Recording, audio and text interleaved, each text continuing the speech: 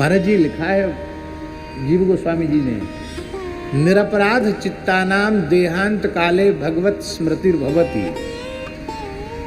भगवत स्मृति होती है, ये छठे स्कंध के अजामिलोपाख्यान के प्रकरण में क्रम संदर्भ टीका में जीव गोस्वामी जी ने लिखा है। जिनके चित्त में भी अपराध की वृत्ति नहीं होती है, मृत्यु के क्षण में उन्हीं की वाणी से नाम प्रकट होता है।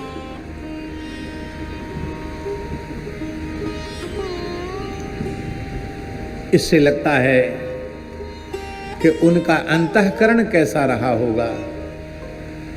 धन्य है। तो चहु जुग चहु श्रुति नाम प्रभाव, कलि विशेष नहीं आन उपाऊ। कहते एक तो इस चौपाई ने सारे भ्रम भंग कर दिए, और बोले दूसरी चौपाई पढ़ने के बाद तो फिर पढ़ना लिखना छोड़ दिया, केवल माला ले ली। कौन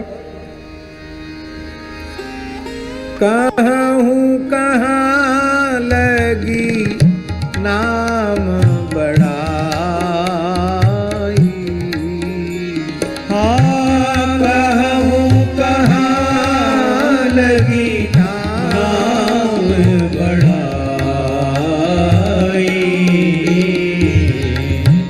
राम न सकहीं नाम गुण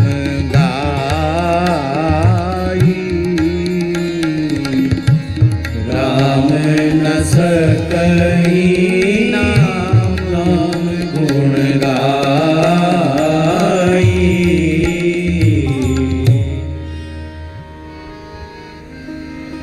कहते जब राम न सकहीं नाम गुण गाई तो तुम पीछे क्यों पड़े हो? बाबा बोले, पूज्य श्री चंद्रशेखर बाबा बोले, जब राम न सकहीं नाम गुण गाई, जिनका नाम है वही नाम के गुण नहीं गा सकते तो तुम क्यों पीछे पड़ो? अब तुम भजन करो। तो हम निवेदन कर रहे थे, गोस्वामी जी के जैसी नाम वंदना भी गोस्वामी जी की ही है। क्यों न हो ऐसा नाम निष्ठ संत भी मिलना, खोजना, उदाहरण देना अत्यंत अत्यंत दुर्लभ है। हमने तो महाराज जी गुरुजनों से सुना है कि एक नौका की संख्या पूर्ण नहीं की थी गोस्वामी जी ने, 9 नौका।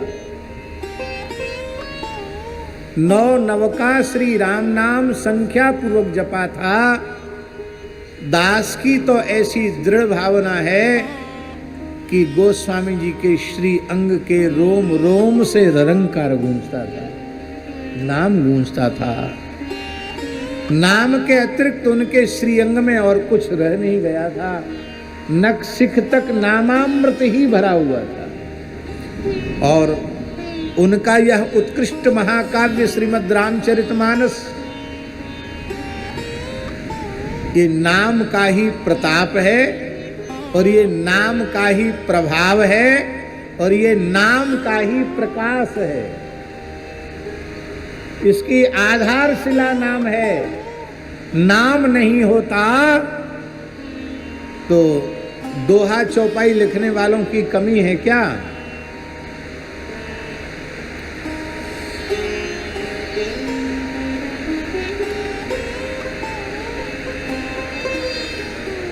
तुलसीदास जी के पूर्व भी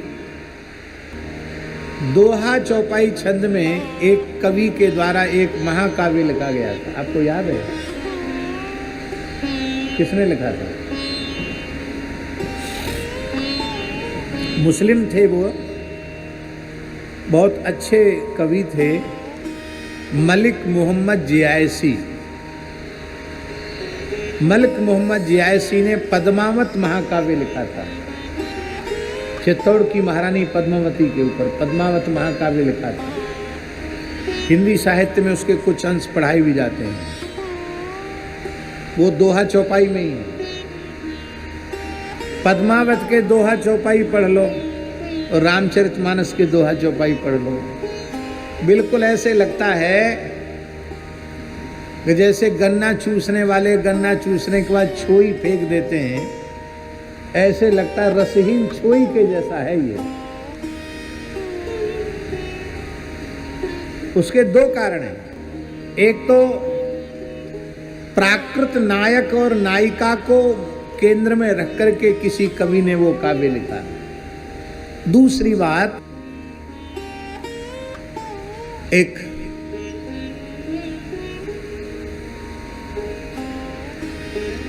कहते हमको तो लगता है कि संपूर्ण का प्रस्थानत्रयी का इतिहास पुराण का सबका सार रामचरितमानस है। उस समय श्री कृष्ण कृपाधाम वाले परम पूज्य गीता मनीषी स्वामी श्री ज्ञानानंद जी महाराज विराज रहे थे। उन्होंने हमसे कहा कि उदार अति पावन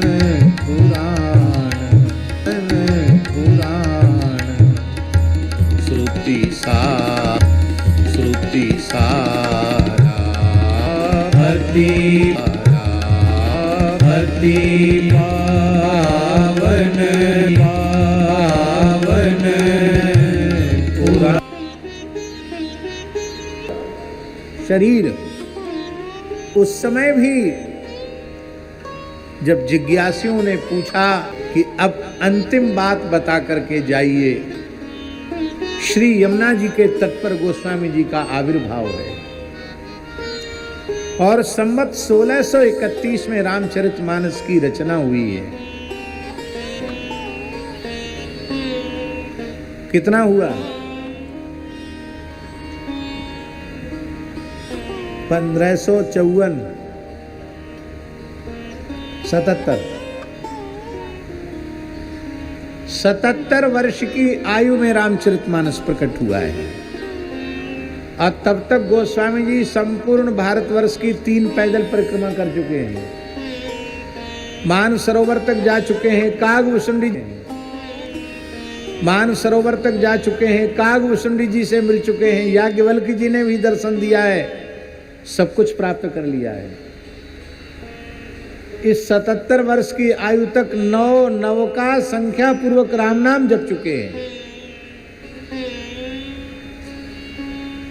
तब श्री रामचरितमानस का प्रकाश हुआ। इसलिए उन्होंने कहा इसमें भी जो कुछ है वह नाम के महात्म्य के प्रकाश से ही है। यही में है रघुपति नाम उदारा अति पावन पुराण श्रुति सारा। हाँ क्या कहना है।